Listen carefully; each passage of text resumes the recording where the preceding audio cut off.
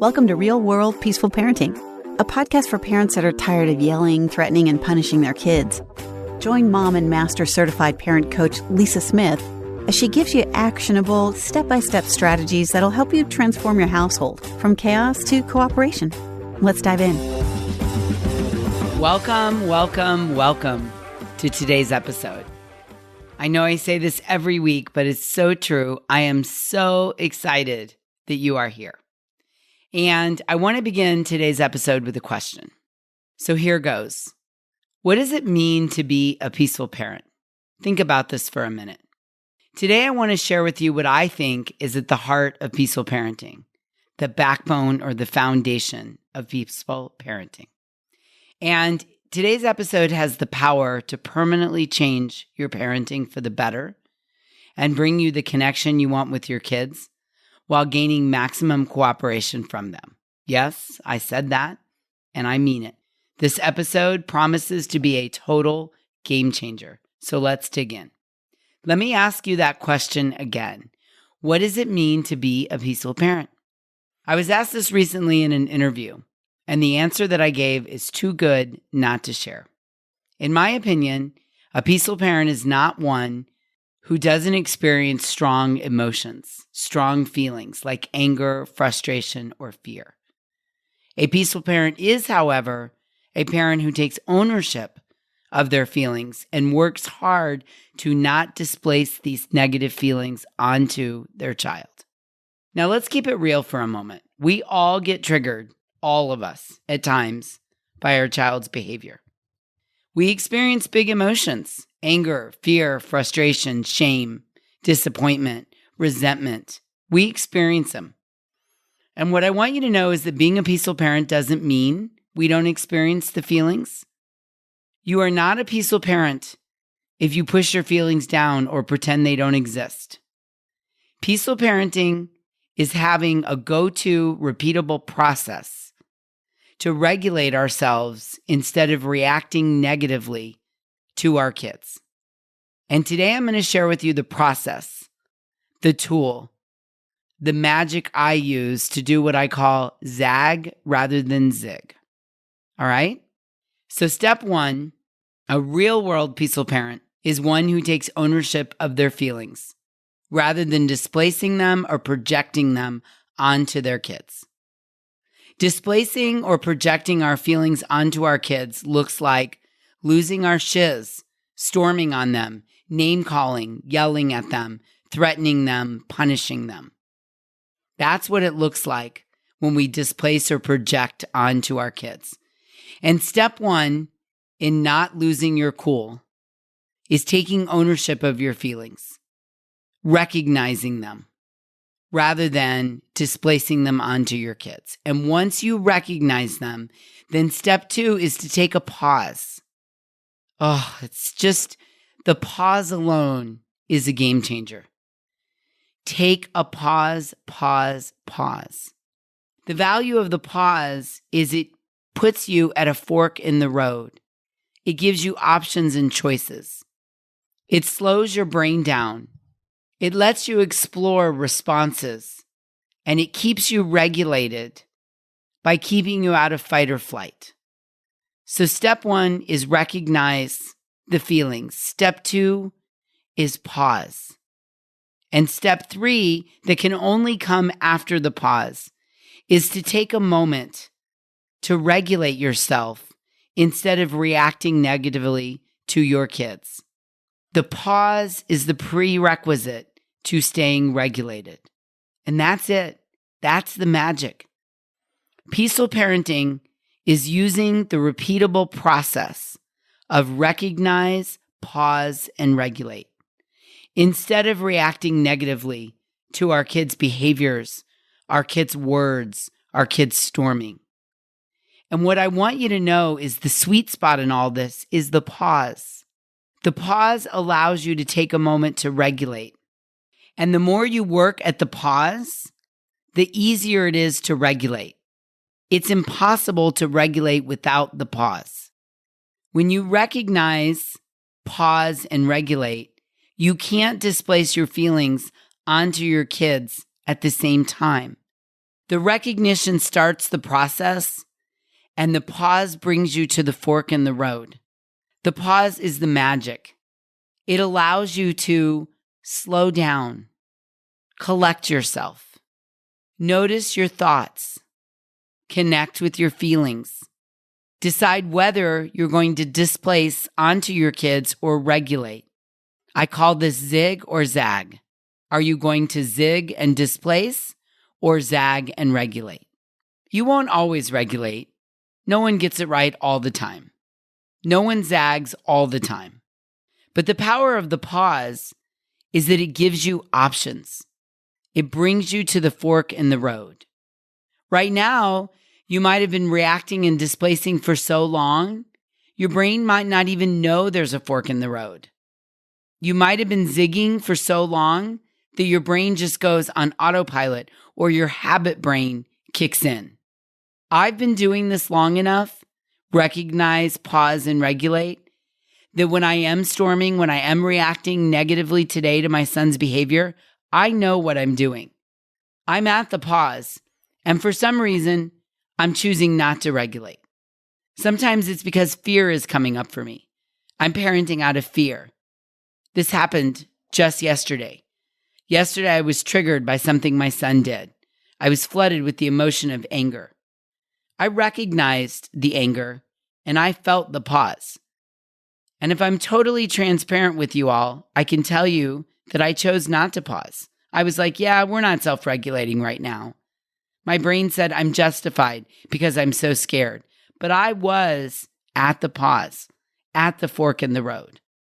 Now, this morning, my brain tried to do it again. My brain tried to go straight to dysregulation and projecting onto my son. But because I was at the fork in the road and I had a choice, today I was like, yeah, we're not going to do that today because it doesn't work. He doesn't react the way I want him to.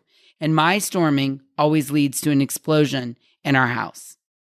So today I recognized and I paused and then I regulated instead of reacting negatively to his behavior. Because what I know is that when I react negatively by storming, when there's a storming parent and a storming kid, there's going to be an explosion 100% of the time. It's like storming on steroids.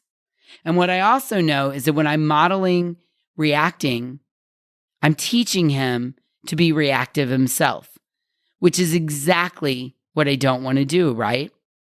This is the motivation to learn, recognize, pause, and regulate. Is then we're also modeling that for our kids, and they learn not to displace their feelings onto other people. Said another way, as we recognize, pause, and regulate over and over and over again, our kids learn constructive ways to self-regulate because they see you doing it real time. They see you pause and regulate when you show big emotions. Now, maybe you're thinking, hey, Lisa, this sounds great. I like the idea, but I don't know how to do it. Okay, let's walk through the steps. There's 3 steps. I love 3s. Step 1 is to recognize, which means to notice and acknowledge the big emotions that are coming up for you. Don't try to stuff them down. Don't try to make them go away. Don't try to be a martyr. Recognize them. Step 1, recognize. Step 2, take a pause. The pause is the magic. It's the tool. It's the secret weapon to not lose your shiz. The pause brings you to the fork in the road and gives you options. And then step 3 is that the pause will naturally lead you to take a moment to regulate instead of reacting negatively to your kid's behavior. Let me share a couple examples with you. Recently, my client Susan said, my son was fighting with me this morning because he didn't want me to comb his hair before school. We were running late, and he said he didn't want his hair sprayed with a bottle because it scared him. As he was fighting me and wiggling around and yelling, I started to feel myself get really angry with him. And in the past, I would have just sprayed his hair with the spray bottle and continued on combing it while he was screaming at me. But today, I recognized that I was getting angry. because it wasn't going as I thought it should. So I recognized and I paused. And the pause gave me a moment to regulate myself rather than displace my emotions on him and become dysregulated. The pause allowed me to regulate and ask him why he was scared. And I genuinely asked it from a place of curiosity rather than anger. He said, "Mommy, I don't like it. I'm scared of the water bottle. I don't like the spray in my face." I had no idea all the other times he was screaming and melting down, it was because he didn't like the water in his face. Wow. I told him, "I hear you. How about I spray the water in my hand and run it through your hair?" It was that simple. And that only happened, Lisa, because I recognized, paused, and regulated myself. The pause is magic. Here's another example. Another client, Stephanie, said, "Lisa, tonight we practiced the pause. At bath time, my kid was up to some shenanigans and wasn't moving along to get in the bathtub. I could feel myself starting to get really angry, and I was on the verge of exploding. And then I remembered the pause. I took a deep breath, and I just kept saying to myself, 'Pause, Mama, pause.' That allowed me to regulate myself and give him a couple choices. So I gave him his choices, and I walked out of the room. And what I realized as I was leaving the room is that my 4-year-old son thinks better when I'm not on top of him. And sure enough, a couple minutes later, he came running down the hallway telling me, Mommy, I'm ready to get in the bathtub." Wow, the pause worked.